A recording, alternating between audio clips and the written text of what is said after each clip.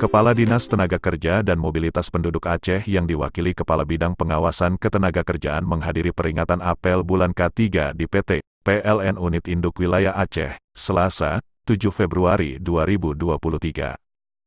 General Manager PT PLN Unit Induk Wilayah Aceh, Parulian Noviandri, selaku pembina apel yang membacakan sambutan Menteri Ketenagakerjaan Republik Indonesia Ida Fauziah mengatakan bahwa memperingati bulan K3 Nasional tahun 2023 mengusung tema terwujudnya pekerjaan layak yang berbudaya K3 guna mendukung keberlangsungan usaha di tempat kerja.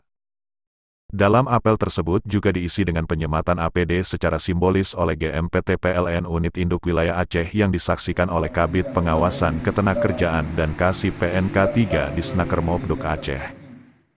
Kepala Bidang Pengawasan Ketenagakerjaan Erwin Ferdinansyah STMT yang didampingi Kasih Pengawasan Norma Keselamatan dan Kesehatan Kerja Ihawan ST di sela-sela pembicaraan dengan GM PLN menyebutkan penerapan K3 di PLN sudah sangat bagus dari tahun ke tahun mengalami peningkatan dengan dibuktikannya nihil kecelakaan kerja dan mendapatkan penghargaan Zero Accident setiap tahunnya.